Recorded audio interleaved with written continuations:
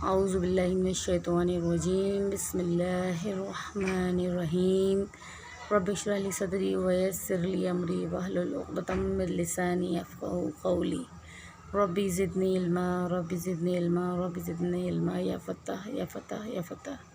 الصلاۃ والسلام علیکہ یا رسول اللہ، الصلاۃ والسلام علیکہ یا نبی اللہ صلی اللہ علیہ وسلم۔ کیسے ہیں آپ سب لوگ؟ دعا کرتی ہوں آپ سب لوگ خیریت سے ہوں گے۔ اللہ سب کو سلامتی اور خیر خوشیوں کے ساتھ زندگی اور آخرت کی خوشیاں نصیب فرمائے، کامیابی نصیب فرمائے، آمین۔ اور میں آج آپ کو ایک چھوٹا سا ویڈیو بتانا چاہتی ہوں۔ بہت سے لوگوں کو جس چیز سے لوگ زیادہ تر پریشان رہتے ہوں گے کہ ان کی دعائیں قبول کیوں نہیں ہو رہی ہیں، ان کی عبادت وہ کرتے ہیں تو اس میں اثر کیوں نہیں ہے۔ وہ اس لیے نہیں ہے کہ اس کی کچھ وجوہات ہوتی ہیں، یا تو ہمیں عبادت کرنا نہیں آ رہا ہے، یا ہم سے کچھ نہ کچھ ایسی کوتاہیاں ہو رہی ہیں جس کی وجہ سے وہ سب چیزیں عمل کرے یا انسان اور قبول نہ ہو، ایسا نہیں ہوتا۔ تو آج میں آپ کو بتاتی ہوں کہ ہمارا عمل، ہماری دعا کیسے قبول ہوگی، ہمیں عبادت کیسے کرنی ہے۔ تو میں آج آپ کو بتا دیتی ہوں، دعا سے شروع کرتی ہوں کہ جب ہم نماز پڑھ لیتے ہیں تو اس کے بعد ہمیں دعا کیسے کرنی ہے۔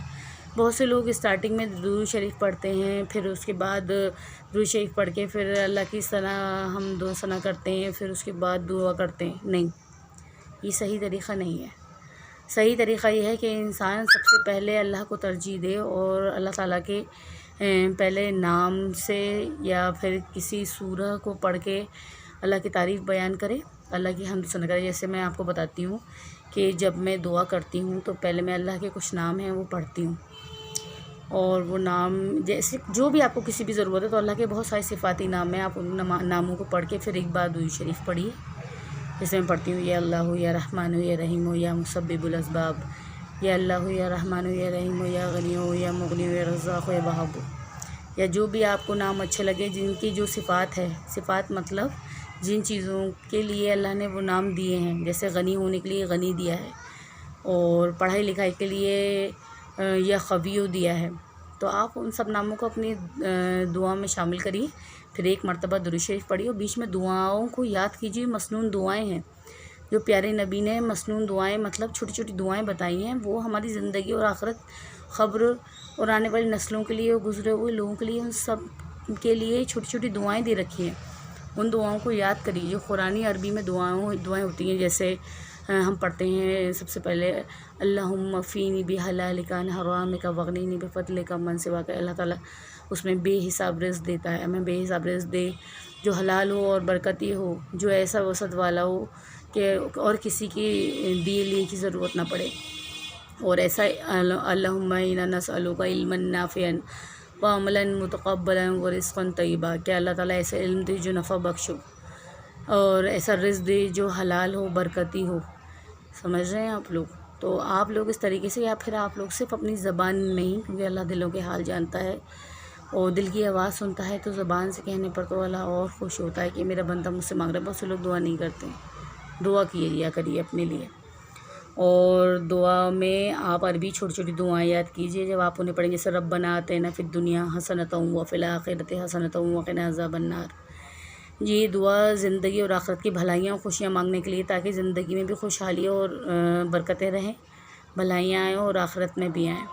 اس کے لیے پیارے نبی کو دعا دی گئی تھی، تو یہ پڑھیے۔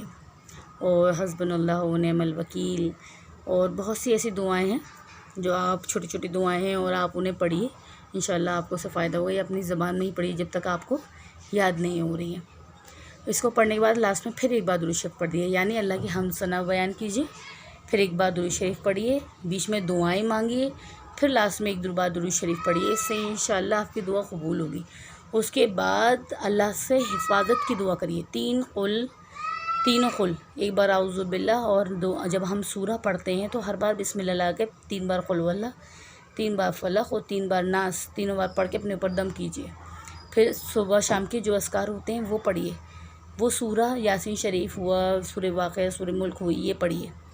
اور اپنی تسبیحات، سبحان اللہ و بحمدہ سبحان اللہ العظیم، تیسرا کلمہ استغفار، اور کلمہ ہوا ہمارا، جو تسبیحات ہیں وہ تسبیحات پڑھیے۔ اور سب سے جب آپ سب چیزیں پڑھ دیں تو پھر ایک 10 بھی درود شریف کی پڑھ دیجیے، یہ میں نے آپ کو مکمل پورا عبادت کا طریقہ بتا دیا. اور آپ کو کسی بھی چیز کی ضرورت ہوا کرے، کوئی پریشانی زندگی میں آئے، تو 2 رکعت نماز نفل کسی بھی وقت، زوال کا وقت چھوڑ کے کسی بھی وقت آپ اس 2 رکعت نماز نفل پڑھیے. انشاءاللہ اللہ تعالیٰ آپ کو اس کی برکت سے آپ کا وہ کام جلدی سے جلدی بنائے گا. اور دعا جب مانگیں تو اسی طریقے سے مانگیں جیسے کہ میں نے آپ کو بتائی ہے.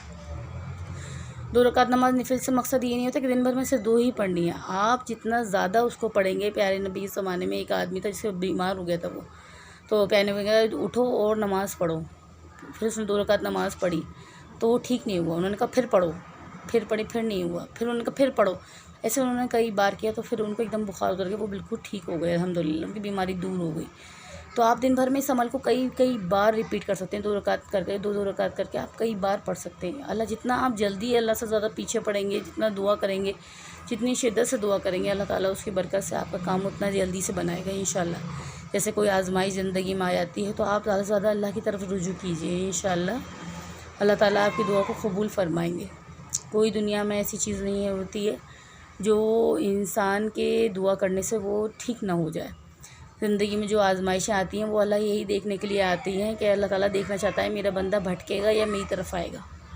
سمجھ رہے ہیں آپ لوگ؟ تو میری اس دعا کو بس اللہ سے میں دعا کرتی ہوں کہ جو کچھ میں آپ لوگوں تک پہنچاتی ہوں، اللہ ہم سب کو، مجھے اور آپ سب کو اس پہ عمل کرنے کی توفیق نصیب فرمائے، دین ایمان پہ قائم رکھے. اور وہ تمام لوگ جو دین ایمان سے غافل ہیں ان تک بھی دین ایمان پہنچا دے اور اس پہ عمل کرنے کی توفیق نصیب فرمائے انہیں بھی اور ہمیں بھی. ہم بہت گنہگار لوگ ہیں، اللہ ہماری سب کی مغفرت لکھ دے. جو گزر گئے ہیں، جو حیات ہیں، جو آنے والے ہیں، ان سب کے لیے بھی دعا کرا کریے. اپنے ماں باپ کے لیے خاص کر کے دعا کرا کریے، دعا کریے، ان کے ساتھ صلہ رحمی کیجیے. اور آپ لوگ رزق سے ریلیٹڈ جتنے بھی میں بتاتی ہوں اس میں سب سے پہلی چیز یہ ہے کہ اپنے ماں باپ کو کچھ الگ سے دیا کریے، کچھ پیسہ، کچھ چیزیں الگ سے دیا کریے.